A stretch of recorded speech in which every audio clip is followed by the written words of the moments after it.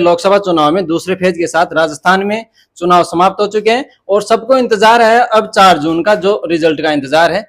और सभी नेता अपनी जो जोड़बा की गुणाभाग करने में जुटे हैं और क्या आंकड़े निकलकर सामने वाले हैं इसके लिए हम आपके साथ जुड़े हैं। और इसी चर्चाओं को लेकर हमारे साथ जुड़े हैं निवाई से पंचायत समिति सदस्य देवराज जी गुजर और अन्य मंडल के अध्यक्ष भी है भारतीय जनता पार्टी की ओर से। जी सर, आपका सबसे पहले स्वागत करते हैं हमारे प्लेटफॉर्म पर।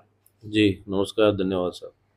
तो सर, लोकसभा चुनाव की कैंपेनिंग के दौरान जब आप जोनिया बरेजी के साथ निवाई पीपलू विधानसभा या पूरे लोकसभा क्षेत्र में घूमे तो जनता का किस तरह का सपोर्ट मिला और किस तरह का माहौल देखने को मिला आपको? देखिए, भारतीय जनता पार्टी का कार्यकर्ता चुनाव कैंपेन के दौरान ही जनता के बीच नहीं जाता, अपितु 24/7 भाजपा का कार्यकर्ता जनता के बीच रहता है, जनता के सुख दुख में शामिल होता है। चुनाव कैंपेन के दौरान तो सभी कार्यकर्ता जाते हैं। हमारा जो बूथ लेवल का काम है वो जैसे मैं 5 साल से मंडल अध्यक्ष हूँ, हमारी नीचे की बूथ की जो टीम है, हमारे जो शक्ति केंद्र के प्रभारी हैं, संयोजक हैं, सब लोग केंद्र सरकार की और राज्य सरकार की योजनाओं को लेकर हम जनता के बीच रहते हैं और हमेशा कार्यकर्ता के सुख दुख में हम शामिल होते हैं। तो सर, लोकसभा चुनाव जो राजस्थान में सेकंड फेज के साथ समाप्त हुआ है, इससे पहले काफी कयास लगाए जा रहे थे वोटिंग को लेकर, मगर जो वोटिंग हुई 26 तारीख को, उसके बाद जो आंकड़े निकलकर सामने आए हैं, जो सबसे कम सेकंड फेज में वोटिंग हुई है वो यहाँ टोंकसवाय मधुपुर में हुई है, जो काफी और सीट मानी जा रही है। तो इसकी क्या वजह रही है? देखिए, कहीं ना कहीं गर्मी का टाइम था, ग्रामीण अंचल में शादी ब्याह का समय रहता है, निश्चित तौर पर जो ग्रामीण परिवेश के लोग हैं वो बिजी थे, फिर भी जो वोटिंग परसेंटेज रहा है वो बीजेपी के पक्ष में रहा है और भारतीय जनता पार्टी की सीट हम निश्चित तौर पर जीत रहे हैं, ये मैं विश्वास दिलाता हूँ।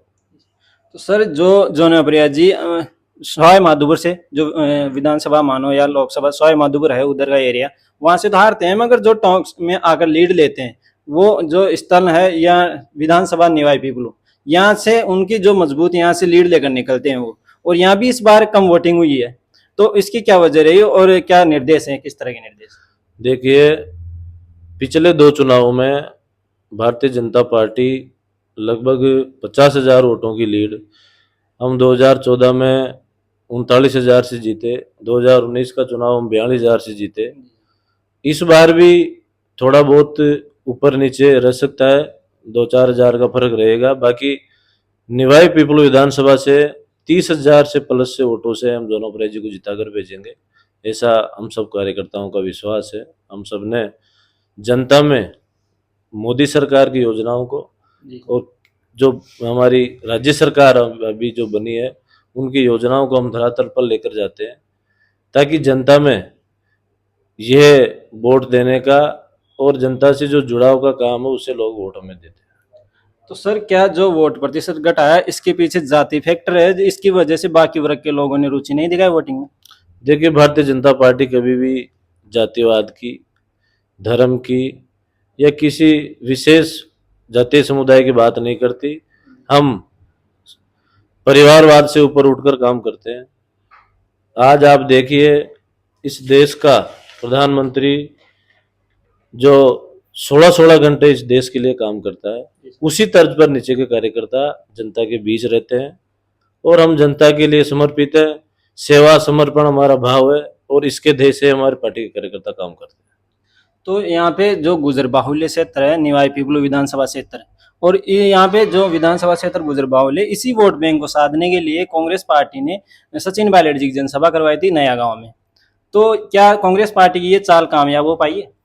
देखिए, सचिन पायलट जी हमारे सम्मानीय नेता हैं, फिर भी आपने देखा होगा उनकी सभा में 300 लोग इकट्ठे हुए जो राष्ट्रीय लेवल के नेता हैं। तो जनता ने तो या समाज ने तो साफ दिखा दिया ना कि वो जनता का रुझान क्या है, जनता का रुख किसकी तरफ है। गुजर समाज ही नहीं, सभी समाज भारतीय जनता पार्टी के पक्ष में, मोदी जी के पक्ष में वोट किया सब लोग। तो आप बता रहे हैं कि सचिन पायलट जी की सभा में कम लोग पहुंचे थे, तो उसका मतलब हम समझ सकते हैं कि उन्होंने कांग्रेस का साथ देने से इनकार किया था, मगर फिर भी वोटिंग प्रतिशत घटा है। तो क्या भारतीय जनता पार्टी का भी साथ दिया या नहीं गुजरों ने?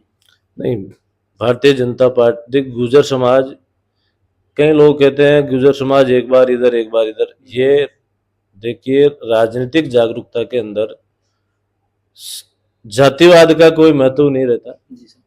आजकल जनता और जो मतदाता है वो जागरूक हो गया है, सब काम को वोट देते हैं।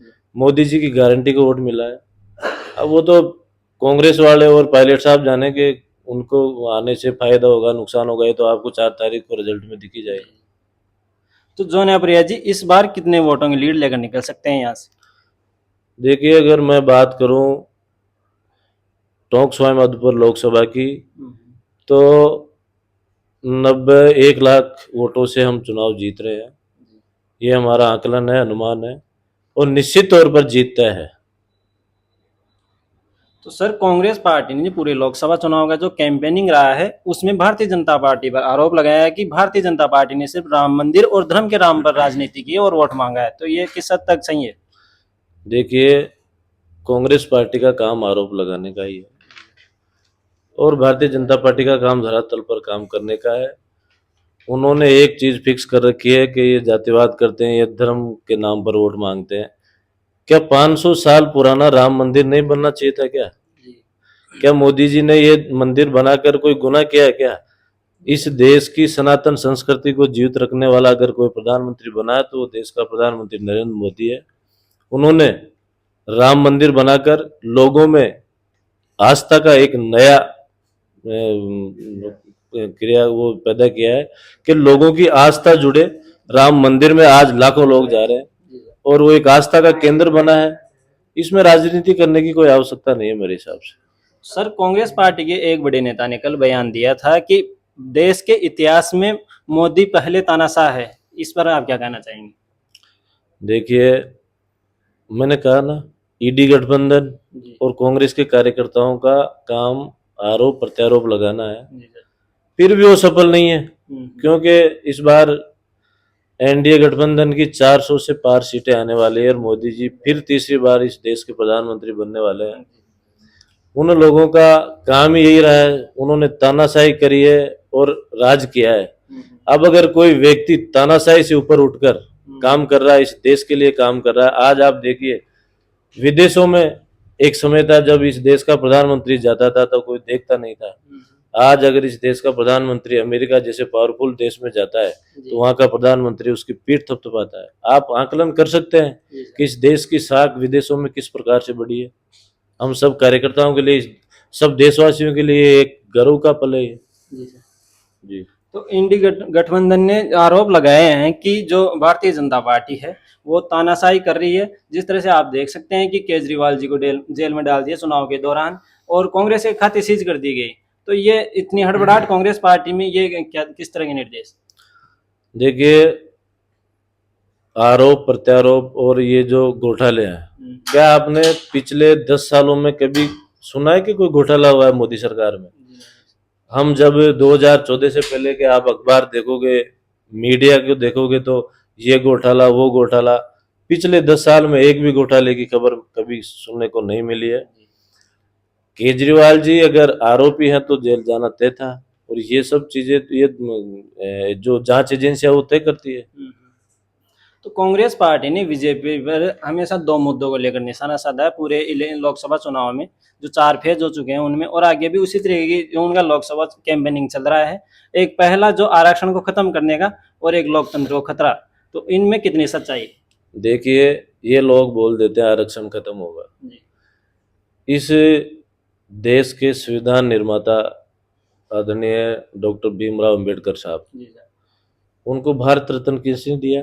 भारतीय जनता पार्टी ने दिया। उनकी चिंता किसने की? माननीय नरेंद्र मोदी जी ने की।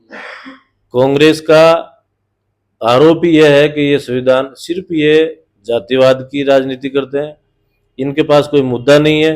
ये SC ST वाले हमारे भाइयों को बरगलाते हैं कि आपका आरक्षण खत्म होगा, आप इधर वोट दो उधर, फिर भी इनके बहकावे में कोई आने वाला नहीं है। और इस देश का संविधान बहुत मजबूत है। हमने संविधान निर्माताओं की जो आदरणीय भीमराव अम्बेडकर साहब, उनकी चिंता मोदी सरकार ने की है, उनको भारत रत्न दिया है। आरक्षण कहीं खत्म होने वाला नहीं है, ये निश्चित तौर पर मोदी जी ने भी उनेरा वाली सभा में कहा है, जी सर। और आरक्षण खत्म हो भी नहीं सकता। जी, तो sir Bharatiya Janata party NDA गठबंधन के साथ इस बार कितनी सीटें लेकर आ सकती है? देखिए, एनडीए गठबंधन सहित भारतीय जनता पार्टी 400 प्लस सीटें लेकर आ रही है। लोगों का मानना है कि 400 सीटें कहाँ आएगी, कैसे आएगी। लोगों को आप बताइए, इस देश की राष्ट्रीय पार्टी कांग्रेस जो 200 से कम सीटों पर चुनाव लड़ रही है, इस देश की कई नेशनल पार्टियां हैं जो 40-40 सीटों पर चुनाव लड़ रही है, कोई 20 पर चुनाव लड़ रहा है, और फिर ये बोलते 400 पार कहाँ आएगी। भारतीय जनता पार्टी की सीटें 400 पार ही आएगी, ये मैं निश्चित तौर पर कह रहा हूँ। और आपके माध्यम से मैं कहना चाहता हूँ कि इस देश के तीसरी बार प्रधानमंत्री आदरणीय यशस्वी नरेंद्र मोदी जी बनने जा रहे हैं, और आदरणीय जोनापुरिया जी भी तीसरी बार हमारे लोकसभा के सांसद बनने जा रहे हैं। ऐसी मैं उनको अग्रिम शुभकामनाएं देता हूँ। तो सर जो मोदी जी की गारंटियां हैं, अगर भारतीय जनता पार्टी तीसरी बार सत्ता में आती है तो मोदी जी की गारंटियां जनता के हित में सही साबित हो पाएगी? जनता के हित में देखिए, मोदी जी की गारंटी तो सफल हो ही चुकी है। मोदी जी ने जो कहा वो किया ना। ये सर। 370 बोला, हटा दिए। राम मंदिर बनाना था, बन गया। जो भी मुद्दा मैनिफेस्टो में था वो पूरा किया है। यही मोदी की गारंटी है। जो मोदी कहता है वो मोदी करता है। तो सर जो फलोदी सट्टा बाजार है, राजस्थानी फलोदी सट्टा बाजार के जो आंकड़े निकलकर सामने आते हैं, उसका बहुत महत्व है ये चुनाव में लेकर। तो उनका कहना है कि कांग्रेस पार्टी इस बार 5 से 7 सीटें राजस्थान में निकाल सकती है। तो इस पर आप क्या कहना चाहेंगे? देखिए, आकलन कुछ भी लगा सकते हैं। 4 तारीख को जब रिजल्ट आएंगे तो आप देखोगे, सब लोग देखेंगे, हम रिजल्ट वही 25 का 25 आएगा। भारतीय जनता पार्टी 25 सीटें जीतेगी।